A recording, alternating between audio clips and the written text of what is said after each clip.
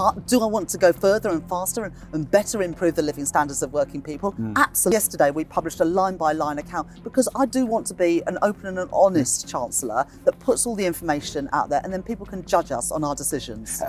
After the budget announcement, Rachel Reeves came in for an interview and desperately tried to justify her actions, but she was soon exposed by an interviewer for her lies and indifference to citizens. She was shocked and clearly did not expect such a harsh turn of events. I've prepared the most interesting scenes for you, and we're starting to watch.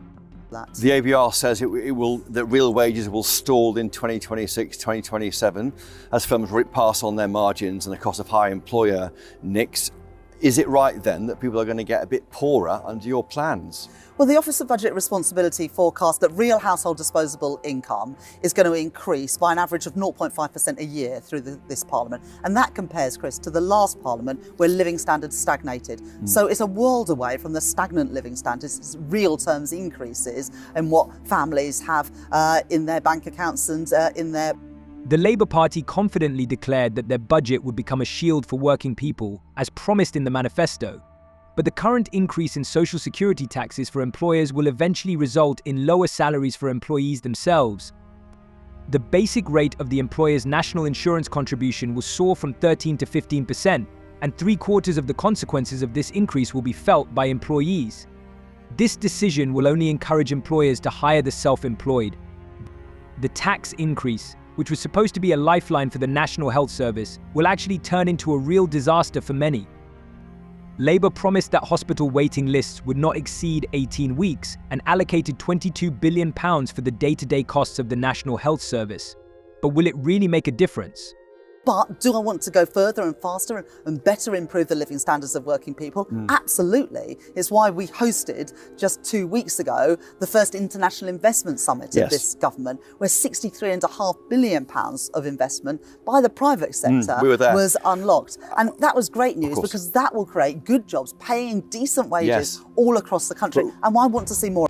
After a series of shameful failures, from the leak of email addresses to the DP World scandal, the summit, it would seem, was still more or less successful. But behind this mask of success lies the discontent of many who cannot accept that such an important event took place just 2 weeks before the budget was approved. Your manifesto says you won't increase tax on working people, and that's why you're not going to increase national insurance. You just hiked it by up to £25 billion. How can voters trust you? Well, we were clear in our manifesto that the key taxes that working people pay, income tax, national insurance and VAT, we wouldn't increase, and we haven't increased income tax on working people, but we have increased income tax on business. Now, I do recognise that will have... we have increased national insurance on business, and I do recognise that that will have an impact on people right across the economy. But we faced a situation where there was a big black hole in the public finances, and I made a commitment. The number one commitment was to bring stability back after the chaos and the instability we've experienced the last few years. And that meant having to increase taxes to fill that black hole, to put our public finances back on a firm footing. Britain's national debt has soared above 100% of GDP, and this worries everyone. Rachel Reeves puts a £40 billion tax increase in the budget. The Chancellor slams £25 billion in taxes on businesses and takes aim at real estate heirs and landlords. Employers' contributions to national insurance will rise to 15%, and the minimum hourly wage will also increase. This means that each employee will cost the business even more. There has not been such a sharp increase in taxes since the mid-90s. The only thing that could somehow cheer people up in this gloomy situation was the news from Rachel Reeves that beer would become cheaper. But how can it compensate for anything? To be honest, she made it sound like a mockery. Well, what the OBR say is that interest rates will come down during the course of this Parliament. Now, those are decisions for the Independent Bank of England, and I used to be an economist there. I'm not going to second guess their decisions. It's right that they make those independent decisions. They're going to 4.5%. Interest rates, they're going up, aren't they, in the document, in the ABR? No, over the course of the forecast, they fall, interest rates. But look, those are decisions for the Independent Bank of England. Yes. I respect those independent economic institutions who hold our feet to the fire and make sure that we have good economic policy making when they are properly respected. Have some quick questions. UK markets as a whole have greeted the news about the budget with surprising restraint. They are still hoping for an interest rate cut from the Bank of England in November, but the confusion in the markets has left many confused. What do you think will happen next? OBR says you'll only raise 16 billion rather than 25 billion from your increase in national insurance. Does that mean you'll come back again and increase it further? No, that's all factored into the OBR's forecast and indeed our forecasts. And look, this is a one-off budget. It is to wipe the slate clean and fix the foundations after the black hole we were left by the Conservatives. But we're not going to need to come back in another budget and do anything like this again. We have now taken the action to get our public finances on a stable path. And Chris, we've set the spending envelope for the rest of this Parliament. So we don't need to come back for more. And indeed, we've moved to annual budgets rather than having them twice a year. So families and business can have confidence. We're not going to come back and ask for more money in the spring like the Conservatives kept doing. By 2027, we can expect government revenues to finally exceed expenditures, which gives hope for a sustainable financial future. But this was said by the government, and we know that it loves to deceive the people very much. The OBR forecasts predict that by the end of 2024, UK GDP growth will be 1.1%.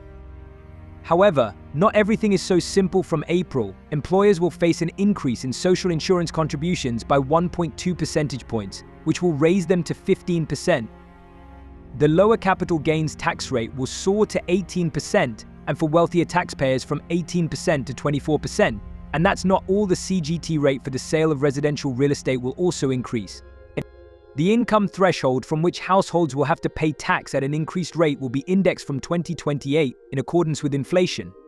Fuel duty will be frozen until next year. The prices of drinks will rise and the tax on them will increase annually in line with inflation, which according to forecasts will raise about £1 billion per year. Starting from the 1st of January, 20% VAT will be added to tuition fees at private schools, which can become a serious burden for families. And of course, in the context of global instability, it was announced that £3 billion would be allocated to Ukraine for military and humanitarian needs. I still don't understand it. We already have a hole in the budget, but this does not stop us from continuing to help Ukraine further. But the government is not ready to take such measures to help its people. Can you list what goes into the £22 billion black hole? We know 9.5 billion is accounted for by the OBR. What's the rest of it? Well, we published yesterday a line-by-line account, and there are hundreds of things in there. The asylum bill is a big part of it. Subsidies, additional subsidies given to privatised rail companies is another part of it. So a number of things go into it. But yesterday we published a line-by-line account because I do want to be an open and an honest Chancellor that puts all the information out there, and then people can judge us on our decisions. When Labour discovered this shocking financial hole, their thoughts immediately turned to who should be punished. Their choice fell on pensioners, the most vulnerable members of society. But here's the thing, over the past 2 years they have generously transferred about £15 billion to Ukraine. The solution that suggests itself seems obvious: stop the leakage of funds, and the situation could change dramatically for the better. But alas, this turns out to be the worst option for them, and their priorities seem completely irrelevant. Yeah, but what about this winter? You've removed £300 of this winter fuel payment. What about this winter, keeping pensioners warm? Well, this year, the basic state pension, the new state pension, is worth £900 more than it was this year. Not this winter. No, this winter, it went up by £900 this year. It will go up by a further £475 next year. And the pension credit threshold will also increase so that more people will be entitled to it. And that's worth much more than the winter fuel payment that has been withdrawn, except for people on pension credit.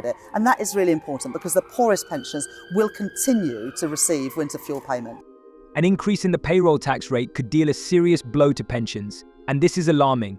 Employers are already in no hurry to make contributions to their employees' pension funds, and with an increase in the tax burden, they may even give up this responsibility. This is just a disaster for those who hope for a decent old age. The authorities have introduced a tax on inheritance of pension savings. Reeves deprives non-state pension funds of tax benefits when inheriting savings. Currently, if after the death of a person no one claims to his savings, funds can inherit this money without paying taxes on them. But starting in 2027, everything will change. These funds will be included in the assets of the foundations and taxed, which will create additional financial difficulties for the heirs. What do you think about it? Share your thoughts in the comments. See you.